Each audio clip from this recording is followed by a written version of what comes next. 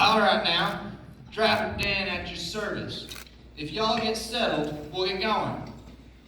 We have some ground to cover since driver Doug took too long to get to the checkpoint.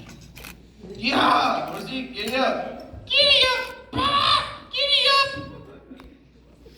As I was saying, the bull made a pass at him and uttered a bellow that sounded perfectly frightful, which prostrated my horse's reason and made Raven distracted.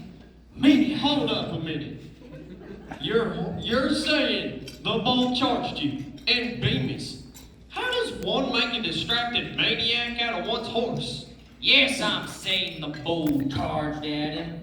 It was a frightful thing. And I'll tell you just how that raven, skeleton of a horse, reacted.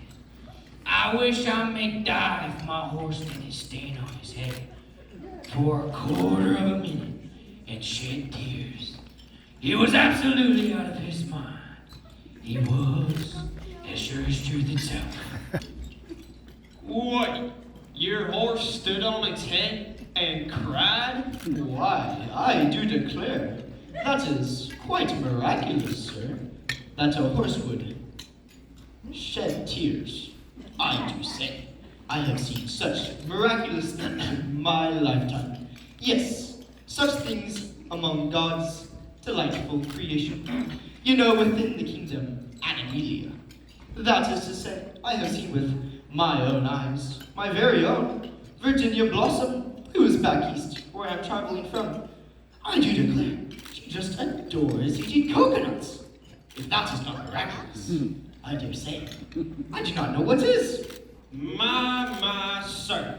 What is your name, and who is this lady you speak of? Miss Virginia Blossom? Is she a kin of yours? Then the bull came charging at us, and my horse dropped down on all fours and took a fresh start.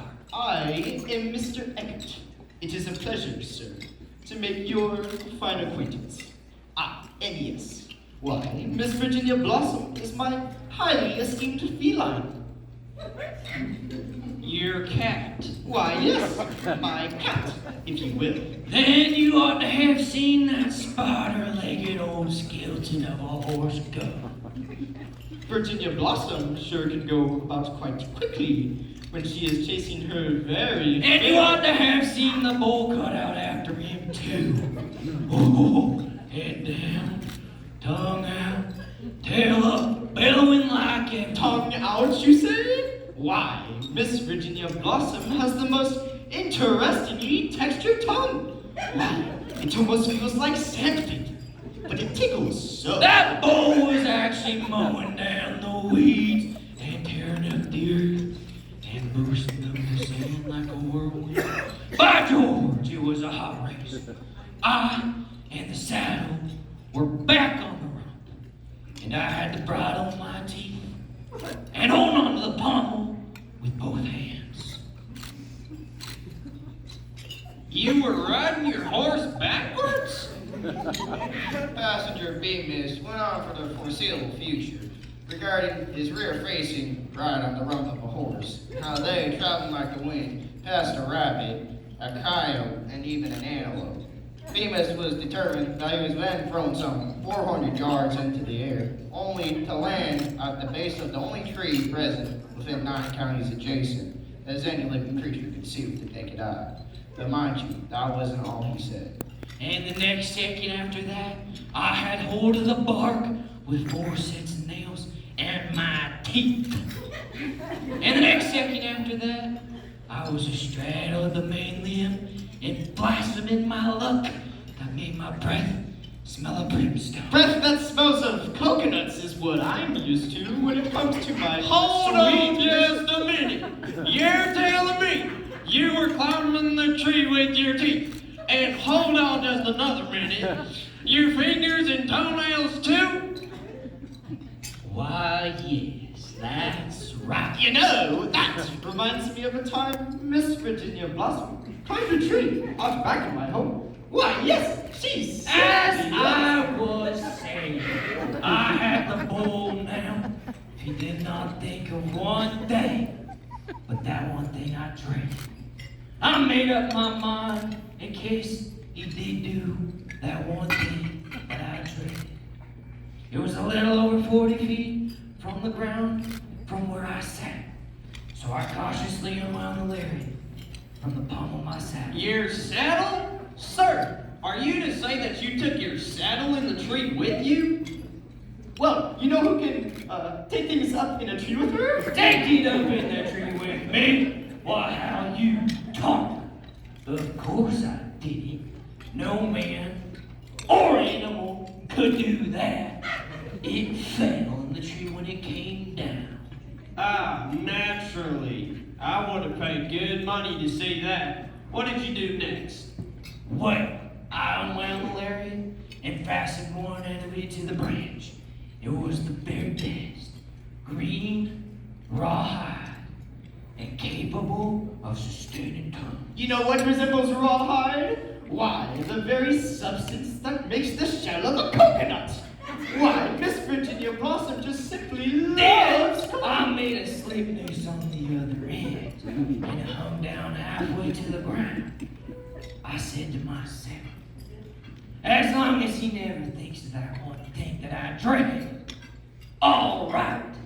But even if he does, all right anyhow. I'm ready for it. And what one thing might that be? I've just got one thing to say.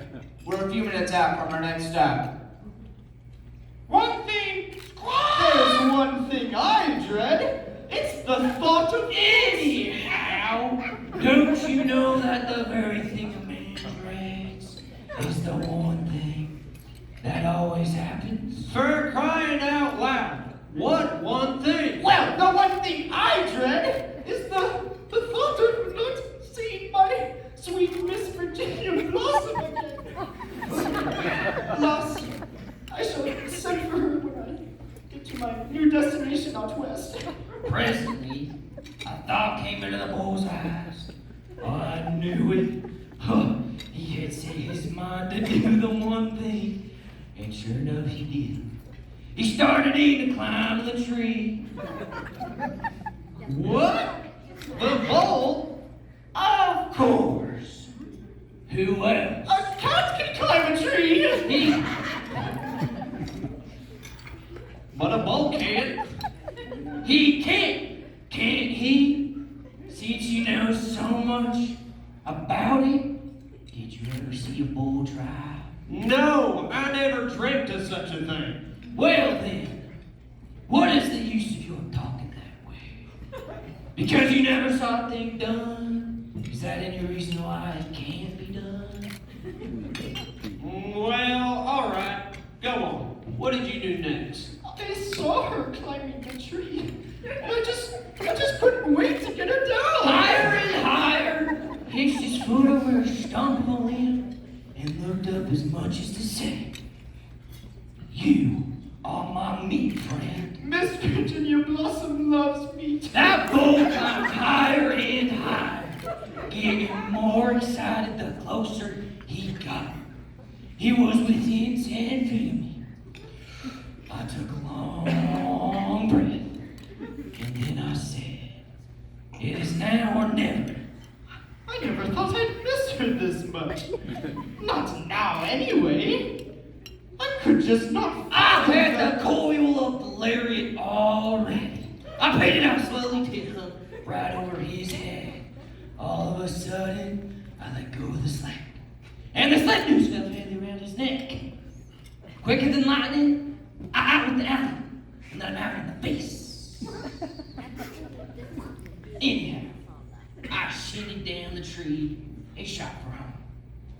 You shot the bull in the face? One time, Miss Virginia Blossom was irritated something fierce, so she bit me Right in the face. That I did. I was a dead shot my younger days. Mr. Bemis, is all of that true? Just as you stated it? I wish I may die in my tracks and rot like a dog if it ain't. Well, I never heard such a tall tale. We, Mr. Clemens is it, and myself refuse to believe your wild exaggerations. But perhaps if there were some proofs. Proofs? Did I bring back my Larry? No. Did I bring back my horse? No. Did you ever see that bull again? 1 minute. No. Well, what more do you want?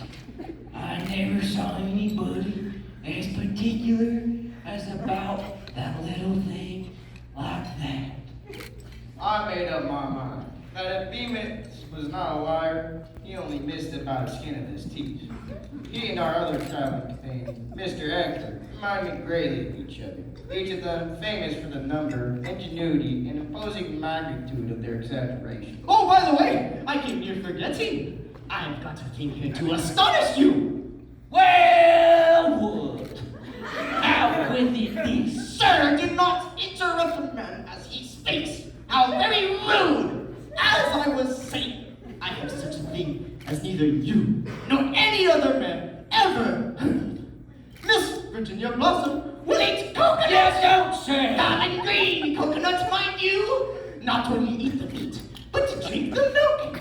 She can even climb a tree and pick it herself, as if she had thumbs. It is so, I'll swear to it. Coconut!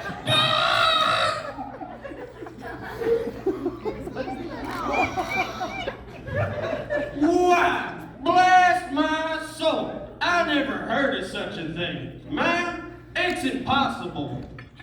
And with that, we were off again. But the truth is, no matter the direction of the conversation among passengers, the journey will remain unpredictable, uncomfortable, and hopefully entertaining.